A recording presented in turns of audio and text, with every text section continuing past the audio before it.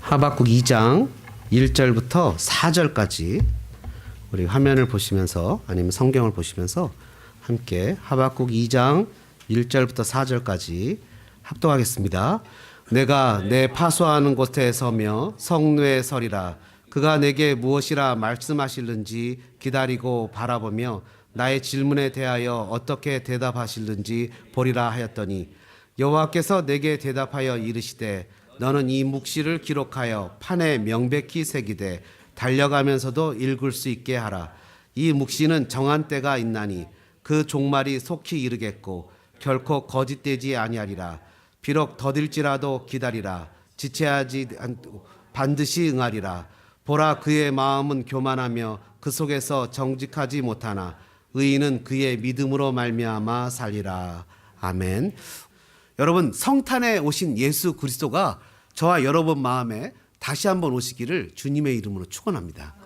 예수님을 만난다는 것이 무엇일까요? 여러분 고민해 보셨습니까? 정말 예수님을 만나는 것이 무엇일까요? 지난 월요일부터 목요일까지 우리 학생들 같이 갈라디아서를 공부하면서 예수님을 만난다는 것이 무엇이고 반드시 예수님을 만나기 위해서 거쳐야 될 프로세싱이 있다. 절차가 있다. 그것은 바로 죄에 대한 철저한 회개와 죄를 싫어하고 이제는 슬레이브, 죄의 노예에서 벗어나 프리덤, 자유를 가진 참인간, 트루맨, 예수 그리스도를 팔로우하면서 그분 앞에 순종하는데, 순종하고 그분을 따르는데 나에게 허락된 자유를 사용하는 것이다. 그분을 만나면 만나는 사람 누구나 할 것 없이 겪는 한 가지 공통점이 있는데 그것은 내가 죄인이라는 사실을 깨닫게 된다. 철저하게 내가 죄인이라는 사실을 깨닫게 되고 내가 저 형제를 사랑하고 싶은데 사랑할 수 있는 능력이 없고 용서하고 싶은데 용서할 수 있는 능력이 없기 때문에 우리는 율법을 쫓아가는 것이 아니라 그 율법을 완전히 이루신 트루맨, 참인간이신 예수 그리스도를 따라갈 때 우리에게 구원이 이루어진다. 그래서 우리의 삶에 모럴도 나타나야 되고 에틱도 나타나야 되고 도덕도 나타나야 되고 우리의 삶에 착한 행실이 나타나야만 예수 그리스도를 믿는 믿음의 모습이 드러나는 것이 당연한 것이다. 이런 이야기들을 나누고 학생들이 같이 기도하고 도전을 받고 말씀을 나눴습니다. 성탄절은요, 여러분, 온 세상 사람들이 기뻐하고 즐거워하는 정말 셀레브레이트하는 날입니다. 심지어 성탄절은 예수님을 안 믿는 사람들도 즐거워하는 날입니다. 어떤 분이 그런 걸 썼더라고요. 예수님은 싱글이었는데 왜 커플들끼리 그렇게 즐거워하냐고. 예수님은 싱글이었는데 커플들끼리 막 즐거워한다는 거예요. 그러면서 이런 얘기를 하는데 여러분, 12월 25일이 정확하게 예수님이 태어나신 날은 아닙니다. 우리가 그냥 그렇게 기념합니다. 그리고 초대교회에서는 성탄절은 지키지는 않았던 것 같습니다. 그런데 우리가 그냥 그렇게 기념합니다. 그러면 이 성탄절이 주는 의미가 무엇이겠습니까? 성탄절이 주는 의미를 깨닫기 위해서는 하나님이, 예수님이 이곳에 왜 오셨는가를 고민해야 됩니다. 여러분, 저의 고민은 뭐였는지 아십니까? 저희가 정한 게 있지 않습니까? 우리가 큐티하는 본문을 가지고 그날 설교를 한다. 그게 우리가 정한 원칙입니다. 근데 오늘은 성탄절이에요. 도대체 하박국을 가지고 무엇을 어떻게 성탄절을 설교할 수 있을까 고민했습니다. 그랬더니 히브리서 10장에 하박국 2장을 인용합니다. 예수님이 이 땅에 오셨다는 거예요. 예수님이 이 땅에 오셨는데 그 오신 목적이 뭐냐면 바로 우리를 구속하기 위해서 왔다는 거예요. 그 전에 사람들이 죄를 지면 제사장들이 양이나 짐승을 잡아서 템퍼러리로 1년에 한 번씩 제사를 지내서 그냥 1년 동안 지은 죄를 용서받는 세레모니를 했다는 거예요. 근데 히브리서 10장에 보면 예수님은 친히 자기가 양이 되고 번제물이 되어서 우리 죄를 영원히 한 번에 다 용서하셨다는 거예요. 그러기 위해서 이 땅에 오셨다는 거예요. 그러면서 오늘 본문 2장 3절과 4절을 이용하면서 낭망하지 말고 실망하지 말고 우리는 믿음으로 살아가야 된다고 히브리서 10장이 주장하고 있다는 거예요. 그러면 우리는 어떤 시대에 살아가고 있습니까, 여러분? 저와 여러분은 예수님이 이 땅에 처음으로 오셨던, 예수님이 성탄을 통해서 first coming, 처음으로 오셨던 초림의 시대와 죽으시고 부활하셔서 승천하셔서 다시 오실 주님을 기다리는 second coming, 다시 오실 주님을 기다리는, 처음 오신 주님과 다시 오실 주님을 기다리는 그 시대에 살아가고 있다는 겁니다. 구약의 성도들과 달라요. 구약의 성도들은 오실 주님을 기대하고 살았지만 우리는 오신 주님과 앞으로 오실 주님을 기대하는 그 기간 내에 살아가고 있다는 거예요. 그래서 오늘 본문의 3절에 보니까 뭐라고 표현하냐면 이 묵시는 정한 때가 있는데 그 종말이 속히 이르겠다. 종말의 개념이 뭐냐? The last day. The last day. 마지막 날. 그 마지막 날의 개념이 뭐냐? 성경은 예수님이 처음 오신 날부터 다시 오시는 그 날까지를 종말이라고 표현합니다. 뭐라고요? 예수님이 처음 오신 성탄의 날부터 예수님이 세컨 커밍 다시 오시겠다고 얘기하신 날을 종말의 날이라고 얘기한다. 그럼 우리는 이 스페셜 데이, 종말의 기간에 어떻게 살아야 되느냐를 고민해 봐야 된다는 거예요. 우리는 어떻게 살아야 될까요? 우리는 하박국 선지서를 통해서 이것을 고민해 봐야 되는데요. 여러분, 이런 질문을 던지실 거예요. 목사님, 도대체 구약시대의 하박국 선지서를 가지고 성탄절 설교를 하는 게 말이나 됩니까? 그만 좀 갖다가 맞추세요. 이렇게 얘기를 할까봐 제가 철저하게 준비를 했습니다. 그거에 대항할 수 있는 뭘 준비했을까요? 여러분, 이 하박국 선지서가 얘기하고 있는 내용에 대해서 예수님이 자기가 부활하신 다음에 엠마오로 가는 제자들 향해서 자기를 설명하실 때 모세오경과 시가서와 선지서를 가지고 자기를 풀어주셨다고 얘기를 합니다. 그리고 요한복음에 주님 뭐라고 표현하셨냐면 여기 성경은 구약 성경이죠. 나에 대해서, 예수님에 대해서 기록한 것이라고 얘기를 합니다. 그래서 우리는 성경을 읽을 때 한번 따라해 볼까요? 성경은 예수님의 눈으로, 성경은 예수님이라는 눈으로 바라봐야 바로 풀립니다. 성경은 예수님의 눈으로 바라봐야 바로 풀리기 때문에 하박국 선지서는요, 1차적으로는 당시에 남유다 사람이 바벨론이란 나라와 이 여러 가지 관계 속에서 이루어지는 정황이지만 이것은 그 정황을 이용해서 오늘 우리에게 예수 그리스도를 이야기해 주고 있다는 겁니다. 여러분, 깨닫기를 주님의 이름으로 축원합니다. 이게 어려운 얘기인데요. 우리 학생들 여기 다 앉아 있는데 학생들 앉혀놓고 이런 설교를 하십니까? 이 학생들이 갈라디아서도 이해했습니다. 이해를 못할까요? 이해할 수 있습니다. 자, 그러면 오늘 내용을 한번 살펴보겠습니다. 본문의 배경은 이렇습니다. 하박국이라는 선지자의 뜻은요, 이게 껴안다 이거예요. 껴안다. 하박국 선지자의 이름은 껴안다라는 뜻인데, 이 하박국 선지자가 선지자 노릇을 하는데 가만히 보니까 이 의로운 사람, 저스티스, 하나님의 정의를 가진 사람들은 지질이 고생을 하는데 예수 안 믿는 사람은 잘 되는 거예요. 예수님을 믿는 나라는 너무 어려웠고, 더군다나 예루살렘 성전이 있는 유다라는 나라는 타락할 대로 타락했는데 하나님의 정의를 시연한다는 것은 별로 실현되지 않는 거예요. 의인은 잘 되고, 의인은 못 되고, 악인이 잘 되는 거예요. 1장 3절과 4절에 보니까 이렇게 얘기합니다. Why do you make me look at injustice? 하나님, 왜 나에게 injustice, 이런 그 패역한 것을 보게 하시죠? Why do you tolerate wrong? 나에게 이런 광포, 이런 어떤 이런 잔인한, 그래 예수 믿는 사람들, 그래 의인이 고통당하는 이런 것들을 보게 하시죠. 어떻게 이럴 수 있죠? 라고 얘기하면서 하나님 도대체 이런 상황을 보고 계시는 겁니까? 라고 질문을 던진다는 거예요. 마치 여러분 욥기가 성도는 어떤 서퍼링, 고난 가운데서도 예배에 성공할 수 있다라는 것을 주장한다고 얘기했잖아요. 그죠? 그리고 다니엘서는 성도는 어떤 조건 환경 가운데서도 믿음을 지킬 수 있다라는 것을 주장한다고 말씀드렸잖아요. 하박국서는 어떤 역경과 고난과 시험 가운데서도 하나님이 일하심을 믿어야 한다는 것을 주장한다는 거예요. 하나님이 일하고 계시다는 거예요. 하나님, 지금 제가 이렇게 지질이 고생하고 어처구니 없는 일을 당하는데 하나님 어디 계신 거예요? 라는 질문을 던질 때 하박국서는 이렇게 얘기한다는 거예요. 야, 수준을 좀 넓혀라. 나는 사람과 사람과의 관계도 컨트롤하지만 온 우주, 온 세계를 주장하는 사람이다. 주장한다. 5절에 보니까 여호와께서 뭐라고 표현하시냐면 너희는 여러 나라를 보고 또 보고 놀라고 또 놀랄지어다. 하나님의 수준은 엄청나게 큰 거예요. 우리가 갖고 있는 이런 그 작은 수준, 하나님 도대체 내가 왜 이렇게 고생하고 어려움을 당하죠? 라고 우리 수준에서 생각을 하잖아요. 그죠? 그런데 하나님은 그 수준을 조금 넓혀라.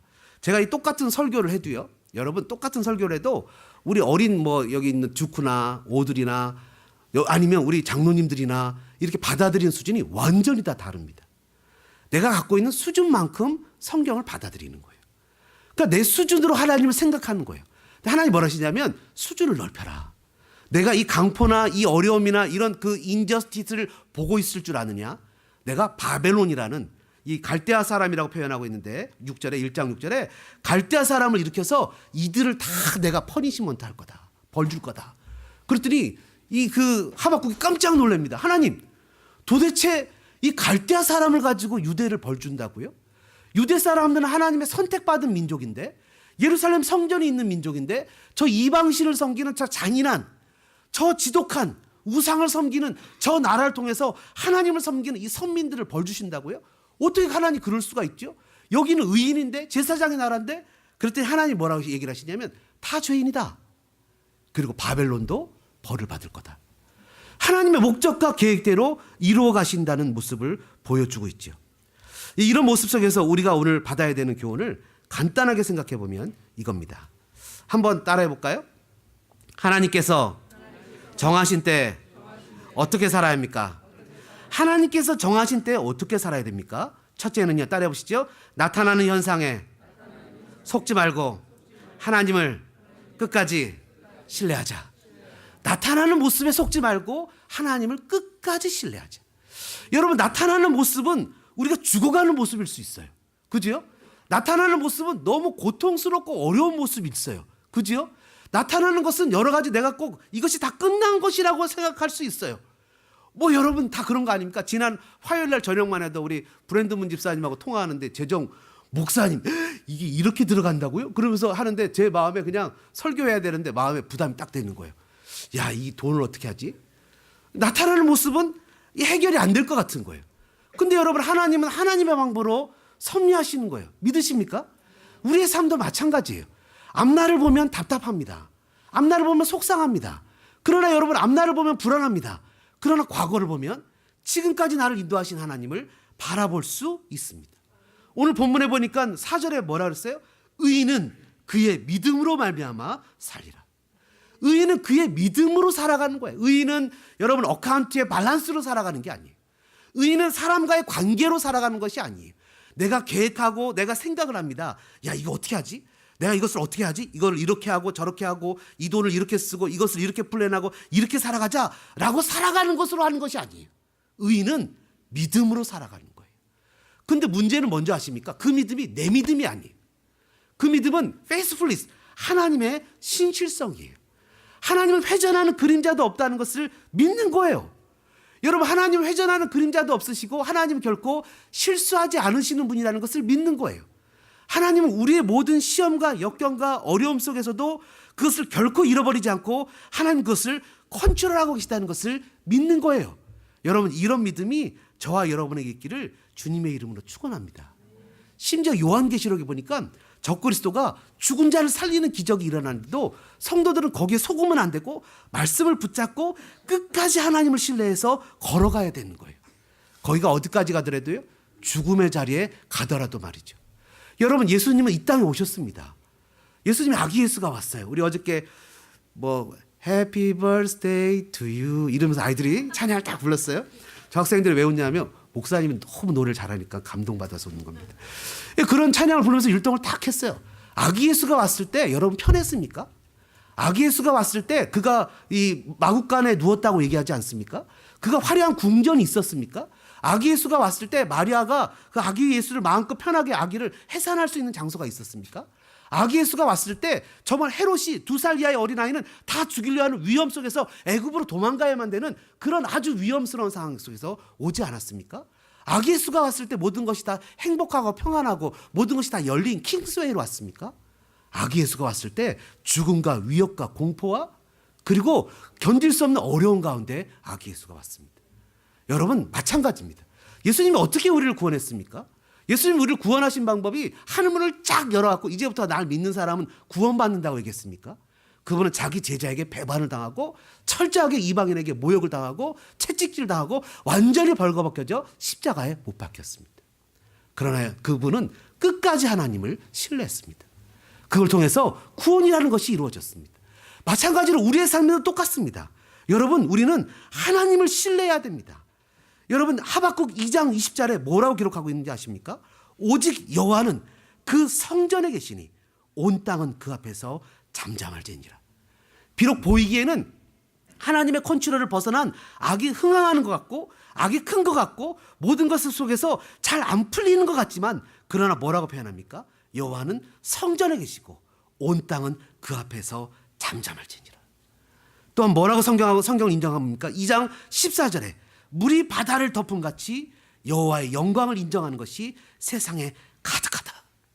비록 눈에 보이기에는 악인이 흥황하는 것 같고 승리하는 것 같지만 반드시 하나님을 신뢰하는 자가 승리하게 되는 것을 믿어야 됩니다.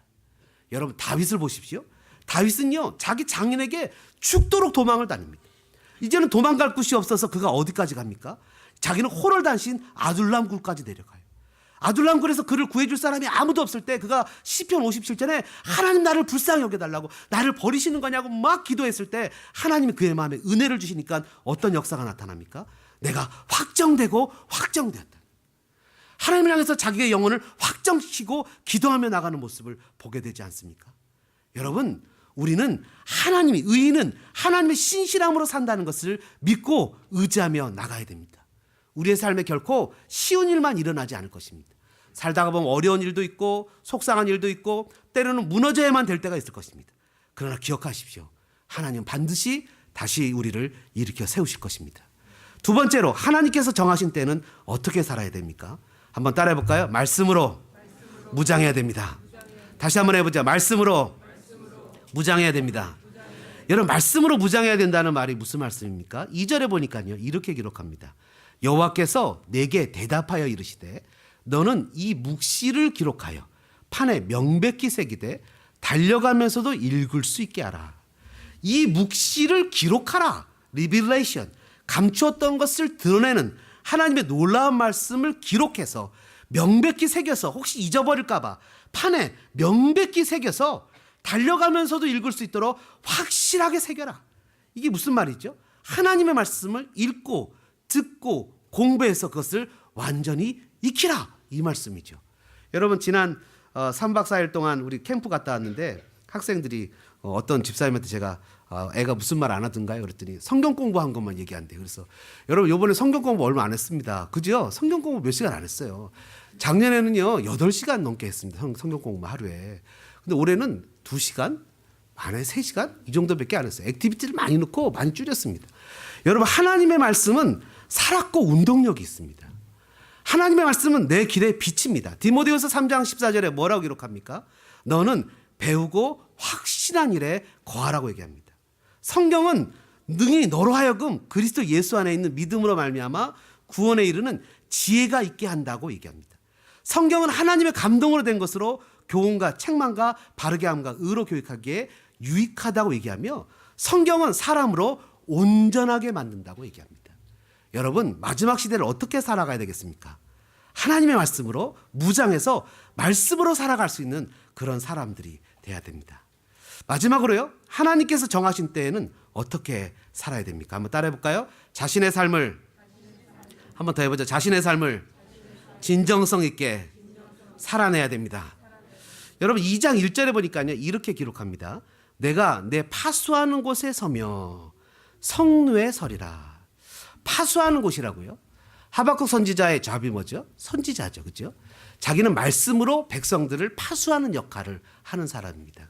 그는 자기에게 주어진 자리, 자기에게 그 도시를 껴안는 그 망루에 서겠다라고 얘기합니다. 자신에게 주어진 자리에서 최선을 다하는 하박국의 모습을 보게 됩니다. 여러분 우리에게 주어진 자리가 있습니다. 남편의 자리도 있고 아내의 자리도 있고 자녀의 자리도 있고 직장인의 자리도 있습니다. 주님이 언제 오실지 알지 못하기 때문에 우리는 자기에게 주어진 자리에서 오늘 성실히 최선을 다해서 살아가야 됩니다. 여러분 남편의 자리라는 것은 결코 쉽지 않은 것 같습니다. 남편으로 열심히 살려면 여러 가지 일들을 잘 해야 됩니다. 가정도 잘 돌봐야 되고 아내 비유도 잘 맞춰야 되고 돈도 잘 벌어와야 되고 아이들도 잘 키워야 되고 성실히 잘 살아야 됩니다. 가만히 생각해 보면 남편이나 아내의 자리는 잘해야 본전의 자리 이렇게 생각이 들어갑니다.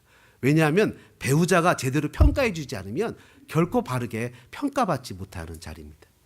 여러분 우리가 열심히 삶을 산다는 것은 무슨 의미가 있는 것이라고 생각하십니까?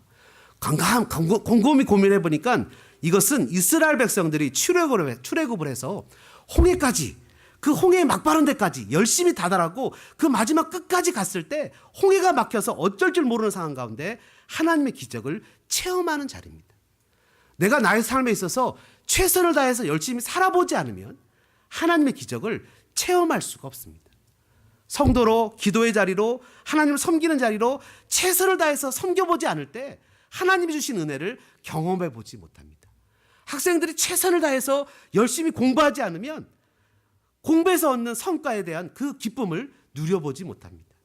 열심히 직장인으로 살아보지 못하면 승진을 하거나 세상에서 나에게 주는 것들에 대한 혜택을, 하나님이 주시는 축복을 누려보지 못합니다. 주님은 언제 오실지 아버지 외에는 아무도 모른다고 하시면서 오늘 우리에게 주어진 삶을 열심히 살아내라고 이야기하십니다. 학생은 학생의 자리, 부모는 부모의 자리, 성도는 성도의 자리에서 자신에게 주어진 삶의 모습을 최선을 다해서 살아가라고 얘기합니다. 하박국은 망루에 올라갔습니다. 이스라엘 백성들을 껴안고 하나님 앞에 기도하고 응답받고 기도하고 또 응답받았습니다. 오늘 저와 여러분도 하나님 우리에게 허락하신 그런 우리의 자리들이 있습니다. 영적 제사장으로, 영적 파수꾼으로 우리가 다시 오실 주님을 기다리며 우리의 삶 속에서 감당해야 될 몫들이 있습니다. 성탄의 예수가 이 땅에 오셨던 것처럼 우리도 역시 성탄의 예수처럼 작은 예수가 되어 우리의 삶의 현장 가운데 예수 그리스도를 증거할 뿐만 아니라 열심히 살아냄으로 말미암아 우리의 삶을 통해서 하나님 앞에 영광을 돌리는 삶이 반드시 필요합니다.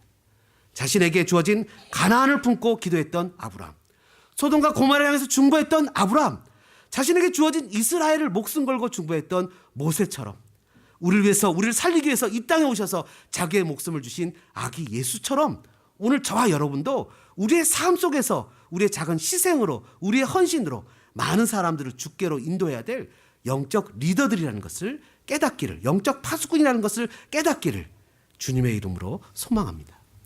하박국 2장 4절은 이렇게 선언합니다. 의인은 믿음으로 사는 겁니다. 이 얘기는 액자에 잘 적어서 집에 벽에 걸어놓는 명구가 아닙니다. 이 얘기는 실제 우리의 삶에 살아내야만 되는 실제 삶의 신앙 고백입니다. 성도는 믿음으로 살아야 됩니다. 실제 각자에게 주어진 삶에서 그리스도인으로 살아내고 때로는 좌절하고 때로는 실패하고 그럼에도 주님을 믿고 주님의 말씀으로 승리하시는 저와 여러분 되어주시기를 주님의 이름으로 축복합니다. 메리 크리스마스. 찬양하겠습니다.